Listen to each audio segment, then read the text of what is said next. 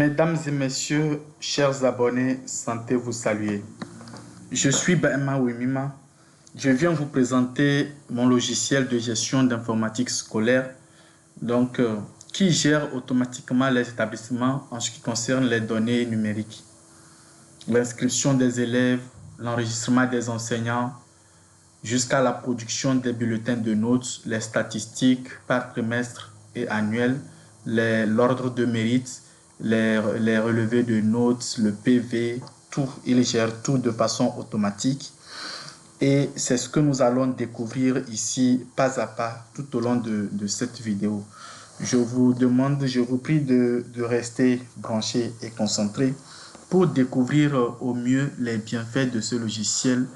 Et je précise également que nos formations sont toujours disponibles. Nous formons correctement sur la conception de ce logiciel. Nous le vendons. Et puis, nous pouvons aussi servir à distance, c'est-à-dire gérer les établissements à distance. Tout est possible avec notre logiciel. Et nous allons tous découvrir cela. Notre logiciel est conçu avec le VBA et macro du Microsoft Excel. Et nous allons l'ouvrir pour voir comment il se présente. Donc, à l'ouverture, nous allons voir ce qui va nous être présenté. Donc, à l'ouverture, voilà comment le logiciel est présenté. Il nous présente un user form que nous pouvons déplacer et nous demande de renseigner l'identifiant et mot de passe. Ça, c'est l'une des premières étapes de notre sécurité. Je précise que c'est un logiciel très sécurisé, hautement sécurisé. Donc, je suis en mode admin avec un mot de passe. Il me dit bienvenue à BySchool. Une fois que je valide ce bienvenue, il va me demander maintenant mon vrai rôle dans cette gestion pour mieux m'identifier et nous saurons pourquoi il demande tout ça. Donc, quand je mets OK, il m'envoie celui-ci et il me demande simplement de choisir mon rôle pour mieux m'identifier. Je peux être super administrateur, administrateur ou utilisateur. Le super administrateur, c'est moi-même qui ai conçu le logiciel, qui ai accès à tous les paramètres, à toute la configuration du programme. Ici, l'administrateur, c'est celui qui aura la main pour le gérer en plein temps dans l'établissement concerné. Et l'utilisateur, c'est les autres enseignants qui peuvent venir se connecter juste pour saisir les notes. Donc, comme je le disais, le super administrateur a accès à toutes les fonctionnalités de ce programme, tandis que l'administrateur a accès à toutes les fonctionnalités d'utilisation, mais il n'a pas accès à la configuration. Donc, ici, l'utilisateur, lui, il vient juste, comme il n'a aucun rôle dessus, lui, il vient juste pour saisir les notes. Donc, c'est les pages de relevé de notes que les enseignants peuvent consulter et saisir les notes dedans, et puis c'est terminé. Donc, je me connecte en tant que super administrateur.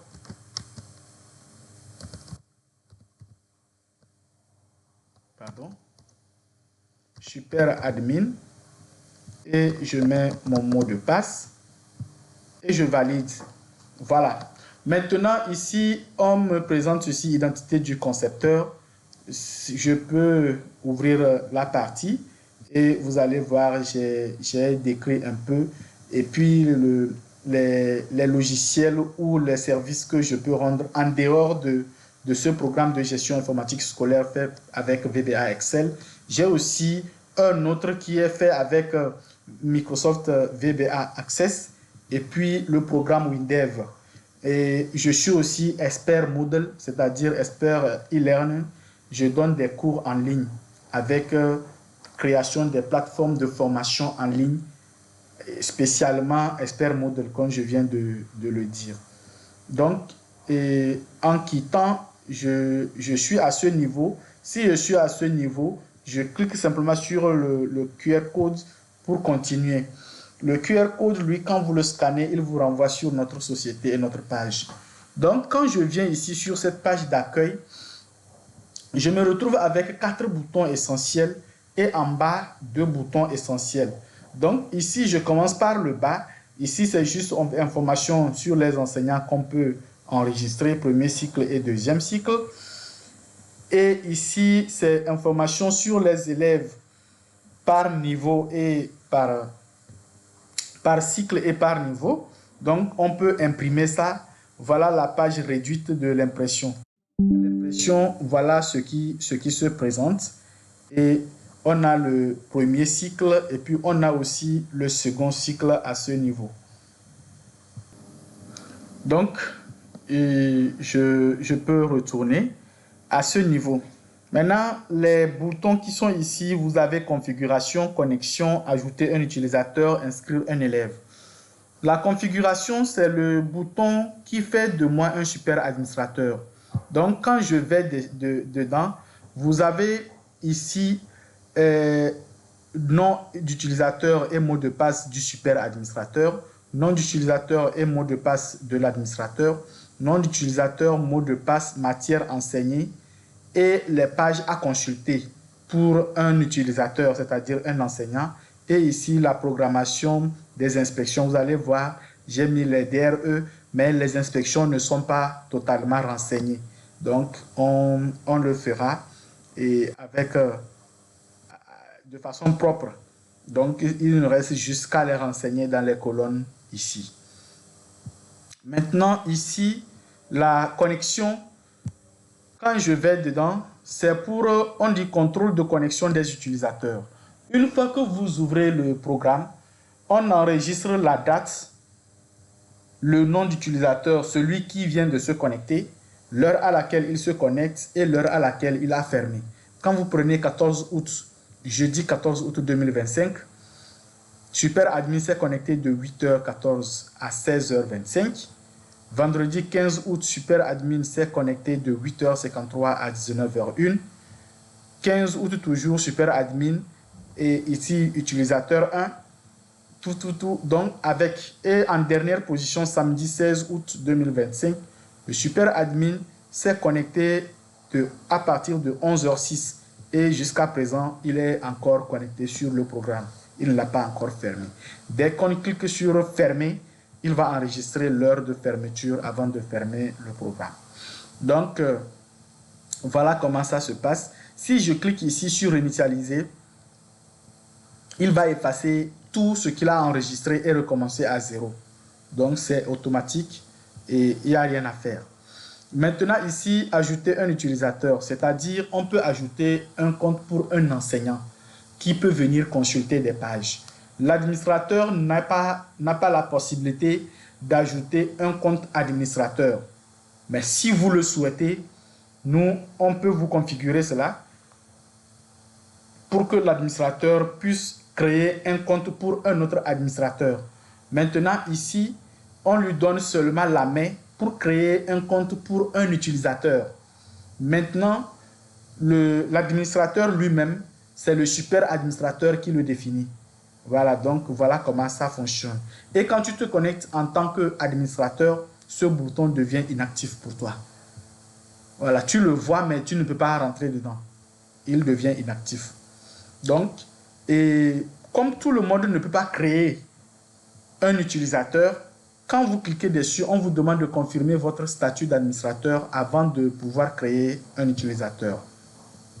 Voilà, ajouter et confirmer votre statut d'administrateur avant d'ajouter un utilisateur. Donc, je me confirme user 1 parce que je me mets dans, comme je suis super administrateur, je peux faire tous les travaux au nom d'un administrateur si je connais son mot de passe et son nom d'utilisateur. Voilà, donc je peux, ce qu'il doit faire, je peux faire ça en son nom. Voilà, mais ce que moi je dois faire, il ne peut pas faire ça en mon nom. C'est un peu ça, c'est une question de supériorité. Donc ici, je mets son mot de passe puisque je connais ça, je suis en mode démonstration. Donc, quand je valide, on me dit vous êtes effectivement un administrateur, vous pouvez ajouter un utilisateur. Quand je dis oui, maintenant, ce user form, lui, il arrive en me demandant de renseigner l'essentiel de l'utilisateur que je veux créer. Je vais créer MMM, par exemple. MMM je vais mettre mot de passe 1, 2, 3. Et la matière qu'il enseigne, je vais mettre musique. Je mets musique. Et on dit nouvel utilisateur enregistré avec succès. Donc, je dis OK. On peut aller vérifier cet utilisateur que nous venons de créer. Voilà, nous venons de le créer. MMM 1, 2, 3, professeur de musique. Si nous créons un autre, il va venir se mettre à ce niveau. Donc, tous ces comptes qui sont ici, vous pouvez vous connecter en tant que ces personnes-là. Et les pages que vous pouvez consulter dans ce programme, c'est seulement les pages qui sont enregistrées ici. Et quand vous regardez bien, tout est relevé de notes. Il n'y a pas autre chose que relevé de notes dedans. Donc, et ici maintenant, inscrire un élève. Bon, si vous voulez, je peux toutefois aller me connecter comme un utilisateur et vous allez voir comment ça va se présenter. Donc, comme je le disais, je veux me reconnecter ici comme un utilisateur. On vient de créer MMM 1, 2, 3. 1, 2, 3. Sa matière, on a dit que c'est musique. Et on vous demande maintenant, c'est quelle classe? La classe, c'est quelle page vous voulez consulter, en fait. Donc, je viens ici, vous voyez les relevés de notes que je vous ai montré, c'est ça ici. Je choisis maintenant un relevé de notes. Quand je choisis maintenant, je valide. C'est seulement ce relevé de notes qui va s'afficher. J'ai ici le bouton retour, mais je ne peux aller nulle part. Ce bouton est inactif. Je vais cliquer, il ne va pas m'amener quelque part. Je suis obligé de quitter. Voilà, je suis obligé de quitter simplement. Donc, en quittant maintenant, on va me demander de me reconnecter si je veux. Donc, je vais retourner en tant que super administrateur et continuer le travail. Voilà. Il va me connecter en tant que super administrateur et puis je continue le travail. Super, c'est bien, c'est terminé. Et maintenant, je peux en ce moment sortir, puisque je suis devenu maintenant super administrateur, je peux sortir simplement et revenir ici pour continuer. Donc, il reste le bouton inscrire un élève. Inscrire un élève, ici, je peux choisir la classe que je veux. Et quand je viens, je peux inscrire l'élève réellement. Je peux modifier, je peux rechercher un élève par son nom ou son prénom. Je peux modifier les identités de l'élève. Voilà. Ici, on n'a pas marqué son statut à l'intérieur. C'est pourquoi. Donc, je peux modifier quelque chose chez lui et appuyer ici, modifier. Il va modifier ça. Je peux carrément réinitialiser et ajouter un nouvel élève. Et quand j'ajoute un élève, je mets ici insérer et il prend l'élève en compte dans la classe. Donc actuellement, j'ai 77 élèves au total, 37 garçons et 40 filles. Et quand je dois imprimer, voilà la feuille de la liste de classes qui se présente ici, liste de classes de 6e A. Donc voilà ce qu'il y a. Maintenant, je peux trier, c'est-à-dire ranger par ordre alphabétique et je peux lancer l'impression immédiatement. Donc ici, en retournant ici, et vous voyez ici la configuration pour que ça s'affiche par exemple sur les bulletins et puis l'ordre de mérite et autres. J'ai ici la direction régionale, j'ai ici l'inspection. Donc quand je prends une direction régionale, par exemple je prends DRE Golf, si je viens ici, j'aurai uniquement les inspections de DRE Golf. Vous voyez, comme je vous disais, je n'ai pas mis toutes les inspections, j'ai voulu vous montrer seulement la fonctionnalité, puisque nous ne sommes pas en mode réel pour la vente. Donc ici, si je change et je prends maritime, nous aurons ici uniquement les inspections de maritime également. Vous voyez? Donc, voilà comment ça se présente. Et ici, le numéro, le contact de l'établissement ou du directeur, et puis son nom et son prénom. Maintenant, je peux continuer en cliquant simplement ici. Et je choisis, j'ai le collège, et puis j'ai le collège et j'ai le lycée, et puis j'ai le bilan annuel que nous allons découvrir. Donc ici, au collège, ici, je prends 6e, par exemple, premier trimestre, et je vais prendre 6e troisième trimestre. Pour chaque trimestre, j'ai un relevé de notes, j'ai un PV, une vérification, un ordre de mérite statistique et puis bulletin. Donc, si je prends relevé de notes, vous allez voir la page que nous avions quand on disait que c'est seulement ce que les utilisateurs peuvent avoir. Donc, j'ai les élèves et les notes renseignées. Sur cette page, on a 3 boutons essentiels. 1, 2 et 3 essentiels. Donc, généralement, on peut venir saisir les notes. Et combien de notes le logiciel a besoin? 3 notes uniquement. Devoir 1 qui constitue la note des interrogations. Devoir 2 qui constitue la note de devoir sur table. Et composition qui constitue la composition. Maintenant, moyenne, ici, c'est moyenne de classe et moyenne trimestrielle pour la matière. Donc, là-bas, ce sont des formules déjà protégées. On ne peut pas modifier. Donc, ces moyennes sont déduites en fonction de ce que nous saisissons. Par exemple, si je remplace ici par 0, vous voyez, ici est devenu 5 et ici est devenu 9. Il m'a fait 10 divisé par 2. 10 plus 0 divisé par 2. Et ici, il me fait maintenant 5 plus 9 divisé par 2 et il me trouve la moyenne pour le trimestre pour la matière. Donc, c'est un peu ça. Je peux effacer tout ceci si je le veux. On y reviendra. Donc, c'est seulement ici devoir 1, devoir 2 et composition que je peux modifier pour chaque matière pour saisir les notes. Maintenant, tout le monde, on peut envoyer les notes. Je vais saisir directement dans la base. Les enseignants peuvent venir se connecter avec leur identifiant sur la machine de l'établissement et saisir chacun à son niveau. On peut aussi, ce qui est intéressant dans cette histoire, on peut exporter ce relevé de notes et envoyer aux enseignants. Ils vont remplir depuis chez eux et nous renvoyer le fichier. Nous, au lieu de venir faire copier-coller, copier-coller, copier-coller, on va juste importer. Puisque nous n'allons pas reproduire ça nous-mêmes manuellement, on va exporter ça tel qu'il se trouve. Et quand l'enseignant remplit, attention, il ne doit rien modifier sur l'identité de l'élève. Par exemple, le nom, il ne doit pas modifier le nom, même si, quand on a envoyé, même si le nom est mal écrit, il n'a pas le droit de modifier ni le nom, ni le prénom, ni le sexe de l'élève. Parce que pour importer les notes, le logiciel fait le lien entre le nom, le prénom et le sexe de l'élève avant d'importer la note. Si les informations de la ligne qui se trouve ici diffèrent de l'information de la même ligne sur le relevé qu'il va nous renvoyer, il va laisser la partie de l'élève là vide. On va faire cette expérience tout à l'heure et vous allez voir. Donc, je vais simplement exporter. En exportant, il va me créer un dossier et il me met un fichier dedans. Et dans ce fichier, cette page sera une feuille de ce fichier.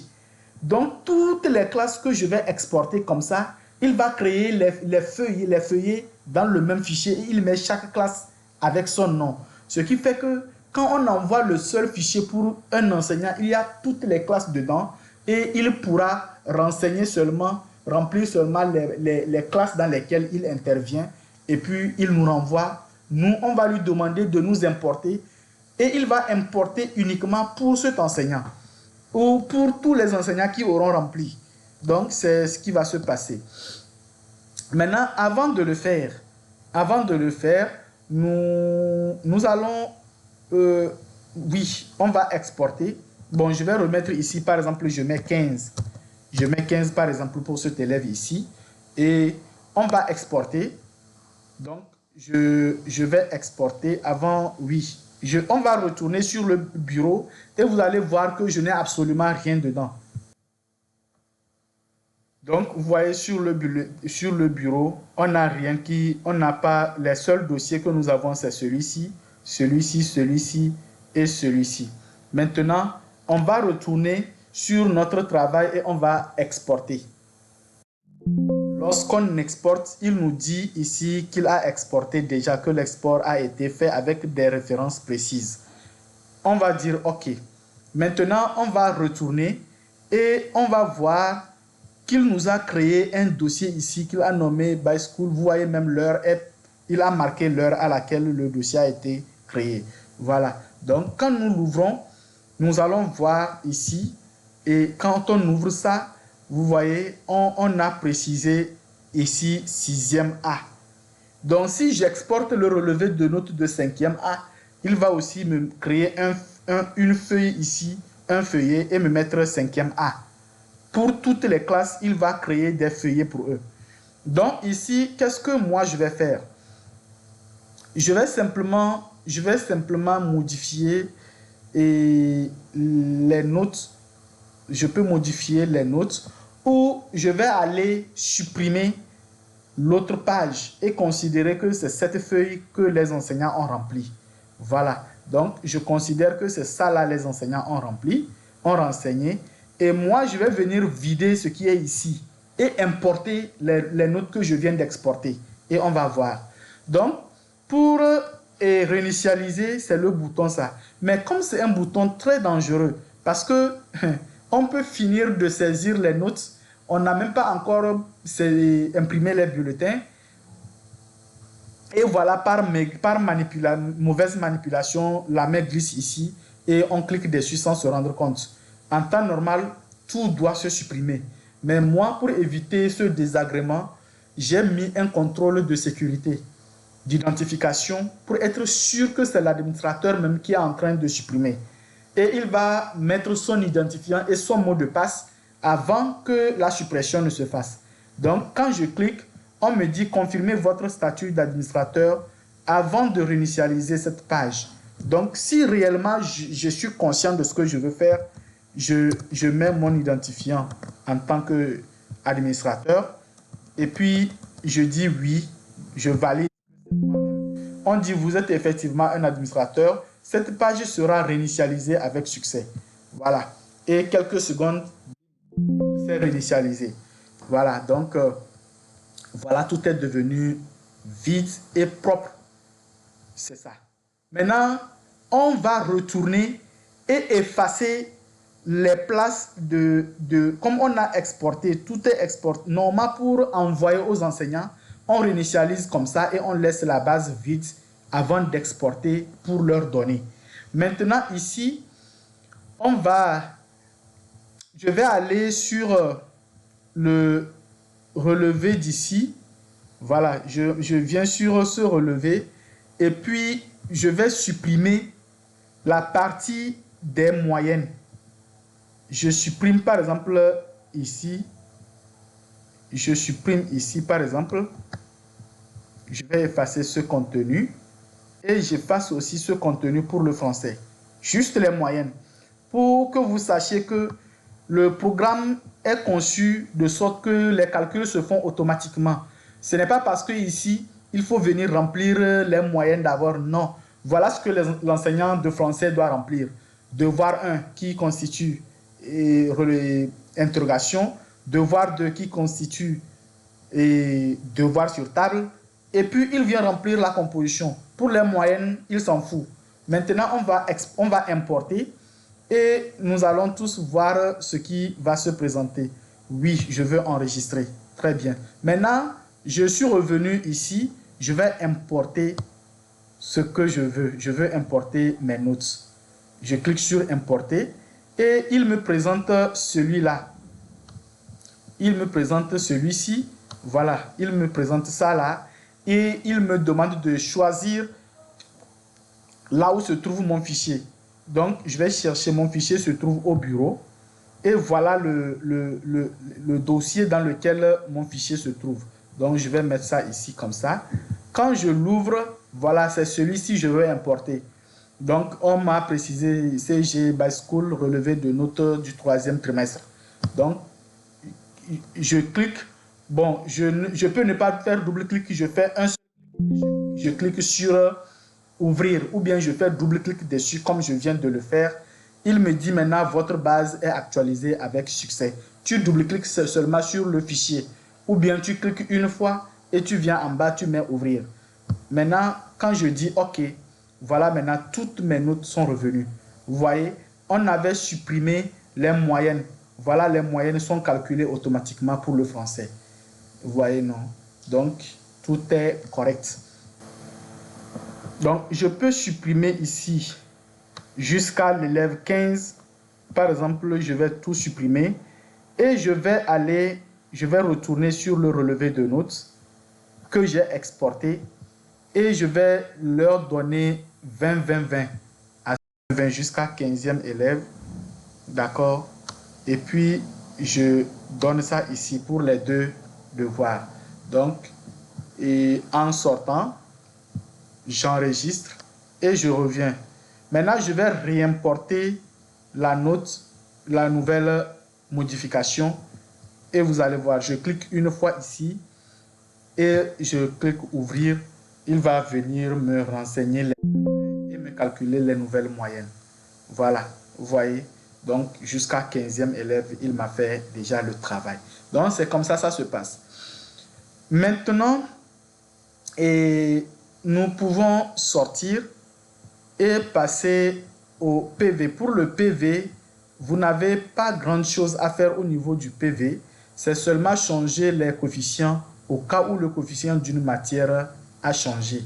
Donc ici, c'est tout ce que vous pouvez faire parce que, et surtout à ce niveau, pour les élèves, par exemple, qui n'ont pas tout composé, et les élèves il a abandonné ou bien il n'a pas fini la composition, on ne veut pas biaiser les statistiques. Donc, tout ici, ce qui est CCC, ça veut dire qu'ils sont classés. Maintenant, si cet élève, il n'a pas composé, vous lui mettez NC. Vous pouvez choisir NC1 ou NC2. Quand vous faites ça, les statistiques ne le prendront pas en compte. Voilà, donc, si vous ne le mettez pas en NC, c'est-à-dire non classé, il sera compté dans les statistiques. Et ça va fausser les données. On va dire, par exemple, que sur 15 filles, vous avez, par exemple, 14 admis et une qui a échoué. Alors que celle qu'on vous dit qu'elle a échoué, elle n'avait pas composé. Vous voyez, elle a abandonné. Donc, il faut marquer que c'est non classé. Quand vous marquez non classé, on vous dira maintenant dans les statistiques, vous aviez 15 filles inscrites, une a abandonné et c'est 14 qui ont composé et sur les 14 ont réussi. Donc, voilà comment ça se présente. Donc, ici, pour le PV, vous déclassez les élèves qui n'ont pas composé ou qui ont abandonné et vous vérifiez les coefficients pour chaque matière. C'est les deux travaux essentiels que vous avez à faire à ce niveau. Maintenant, et pour la vérification, c'est la même chose que ordre de mérite, sauf que la vérification, c'est par ordre alphabétique. Donc ici, quand on prend l'ordre de mérite, c'est ça qui est important, puisque c'est ça qu'on va imprimer. Donc à ce niveau, voilà comment ça se présente. Et à l'impression, nous avons quelque chose comme ça. Voilà, c'est ce que nous avons à l'impression. Et nous avons deux boutons. Ici, on peut imprimer directement ou on peut convertir en PDF. Si nous avons une imprimante branchée, on peut imprimer directement. Sinon, on convertit en PDF pour envoyer au établissement. On dit votre PDF a été enregistré avec succès. Voulez-vous connaître son emplacement? Si je dis oui, on me montre le chemin d'accès. En même temps, on peut aller vérifier. Il s'est créé un dossier ici qui s'appelle ordre de mérite. Et quand je clique dessus, vous allez voir que j'ai mon ordre de mérite que je viens de convertir en PDF qui se trouve automatiquement sur mon bureau. Donc, tout est automatique avec notre logiciel. Tout est vraiment automatique. Donc, avec je peux sortir. Quand il me précise vraiment les ex-aequo. Si j'ai 16e et 16e ex-aequo, 25e, 25e ex-aequo, et puis, tous les ex-aequo, il les retrouve et il les classe. Donc ici, si je sors, je peux vérifier les statistiques qui présentent le même système, impression et PDF. Donc voilà ce que je disais. Le nombre des élèves inscrits, garçons 37, 40 filles, au total 77. Présents, c'est-à-dire en composé, 35 garçons, 37 filles, au total 72. Si dans le PV, on n'avait pas déclassé les élèves, on nous dira ici que présent, on a 37 garçons qui ont composé et 40 filles qui ont composé, Au total, ce sont 17. Mais les résultats, on nous dira que 19 garçons ont réussi et 11 filles ont réussi, au total 30 sur les 77. Et ça fausse les statistiques. Le pourcentage aussi sera médiocre. Alors qu'en réalité, on n'a pas tout le monde. On a, au lieu de 77, on n'a que 72. Donc ça veut dire que 5 ont abandonné. Donc les 5 qui ont abandonné, si on ne les soustrait pas, ça va nous fausser les statistiques. Donc voilà pourquoi il faut déclasser les abandons. Et la plus forte moyenne est ici, celui qui l'a obtenu. La plus faible moyenne est là, celui qui l'a obtenu, la moyenne de classe. Et puis le nombre de moyennes par matière, c'est-à-dire en français, 21 garçons ont eu la moyenne. Et 21 garçons ont eu la moyenne. Ici, 19 filles ont la moyenne. Au total, on a 40 moyennes avec les pourcentages, ainsi de suite. Ici, nous avons une analyse par intervalle. Donc, de 0 à 7 ouverts, on a 7 élèves. De 7 fermés à 10 ouverts, on a 35 élèves. De 10 fermés à 12 ouverts, on a 20 élèves, ainsi de suite. Et puis, les félicitations, encouragements avec le nombre d'élèves, garçons et filles et total. On a ici un tableau et un diagramme en bâton qui nous donne une vision. Donc, vous voyez, ceux qui ont battu le record, c'est l'intervalle de 7 à 10. C'est eux qui sont les plus nombreux. Vous voyez ici, c'est eux qui sont 35. Après eux viennent 10 à 12. C'est ça ici. 10 à 12, c'est lui ici. Et c'est son point à ce niveau. Donc, tout est bien propre. Et nous pouvons passer maintenant au bulletin. Voilà comment le bulletin se présente à ce niveau. Donc, et voilà, le bulletin est là, en bonne et due forme. Donc, avec toutes les matières qu'on a composées. Et comme nous sommes au 3e trimestre, il va me ramener la moyenne du premier trimestre pour cet élève. Il avait 12,21 et il était le 7e. Et ici, sa moyenne du 2e trimestre, il avait 12,92 et il était 3e. Moyenne du 3e trimestre, il a 14,83 et il est 3e. Et la moyenne annuelle, il a 13,45 et il est 3e. Vous voyez? Et maintenant, la moyenne en lettres qui me dit 13,85. Donc ici, la plus forte moyenne, nous avons 16,6 et nous avons la plus faible moyenne, 6,00. On a vu ces deux moyennes-là déjà dans les statistiques, si vous vous souvenez. Maintenant, la moyenne trimestrielle de la classe, 9,94. Les trois moyennes sont vues. Et la moyenne annuelle de la classe, ça fait 8,78. Donc ici, l'élève, comme ici, il a 13,45 comme moyenne annuelle. Et c'est la moyenne annuelle qui compte. Il a une mention assez bien et passe en classe de 5e.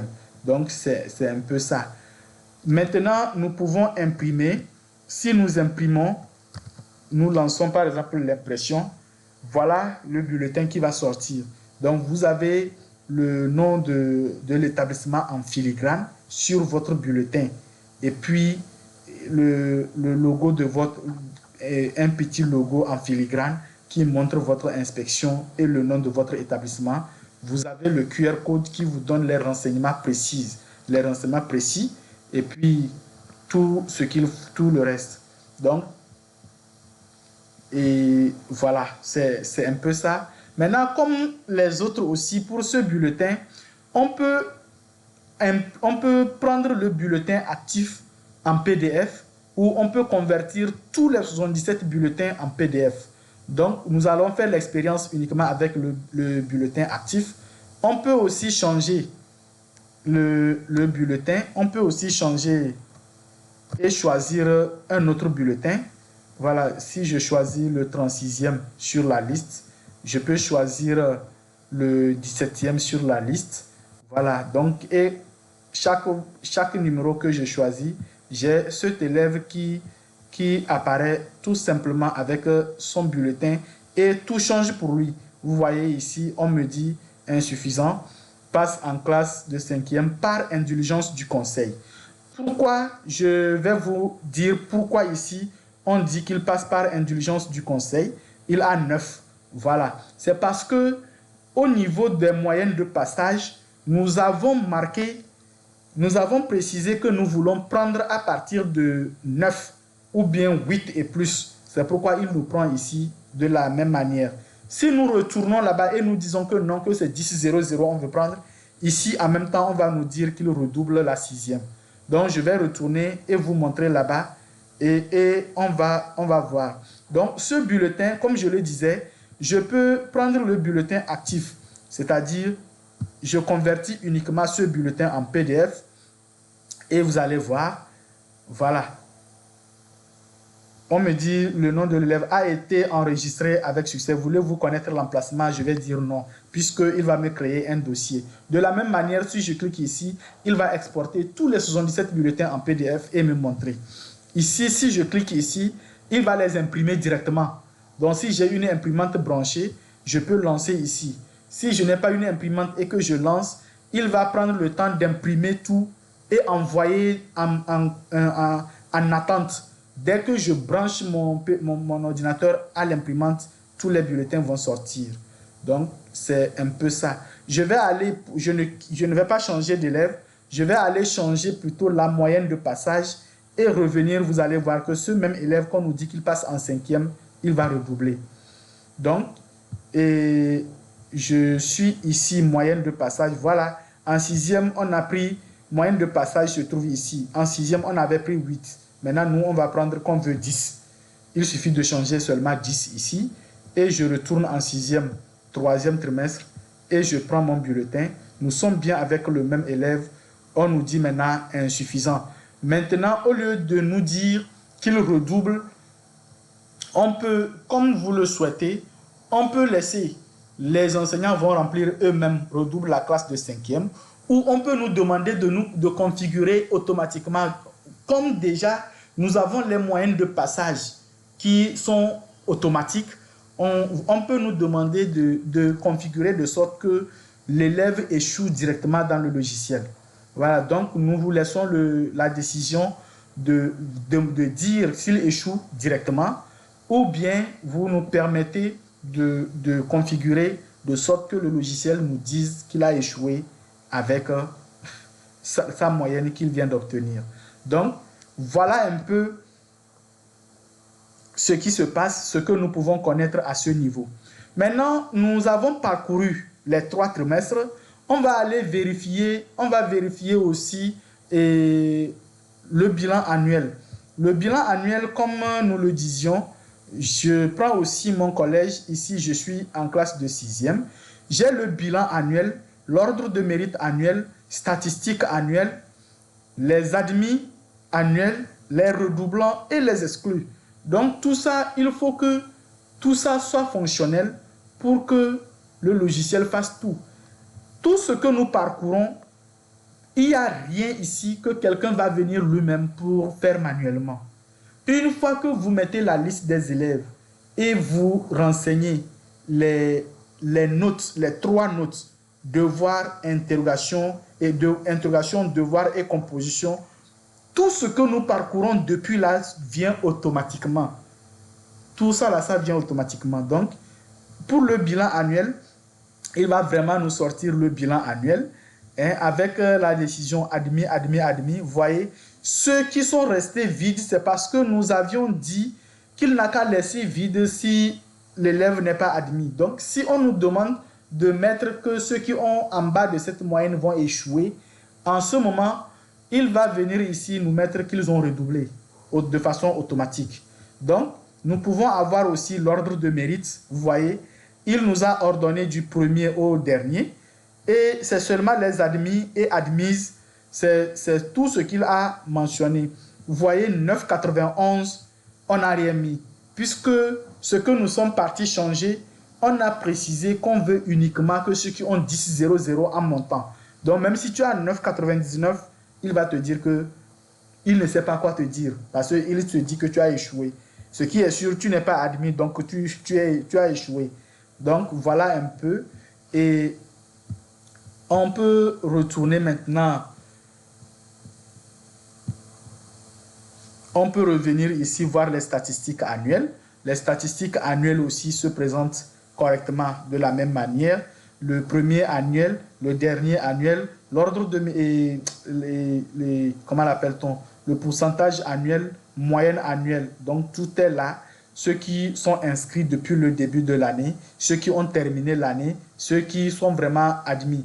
Ici, ceux qui sont admis, il va vous mettre au total 18 parce que effectivement, quand vous venez ici au niveau de l'ordre de mérite, vous voyez que vous n'avez que 18 élèves admis.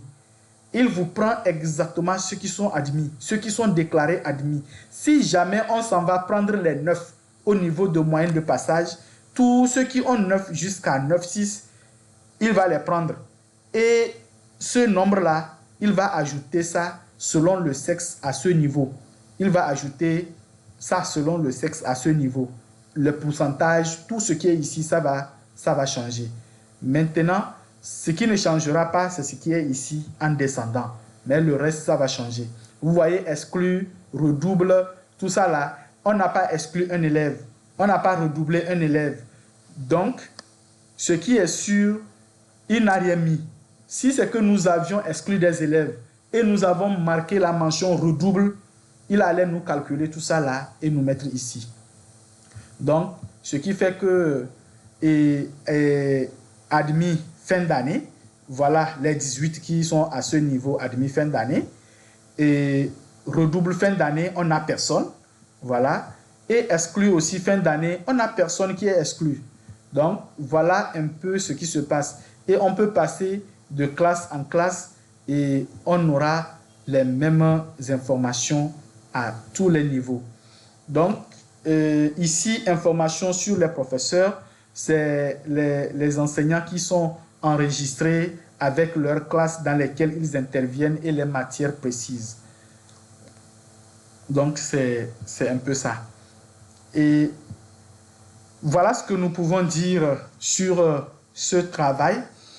Et il y a beaucoup d'autres choses qui peuvent être configurées selon le goût de chaque chef d'établissement. Donc, nous précisons que nous offrons la formation complète pour la conception de ce logiciel. Et puis, nous pouvons servir à distance. Et nous pouvons aussi vous vendre le logiciel depuis votre position et vous allez l'utiliser dans votre établissement. Donc, nous vous remercions de nous avoir suivis et nous espérons que vous serez là avec nous pour la formation. Vous pouvez, pour la formation, pour acheter le logiciel ou nous demander de vous servir à distance. Nous précisons que nos formations prennent en compte tout le monde, élèves, étudiants, enseignants, chefs d'établissement, tout le monde. Tout le monde peut venir se faire former et sortir avec ce logiciel et les logiciels et accessoires complémentaires. Donc, merci pour votre disponibilité.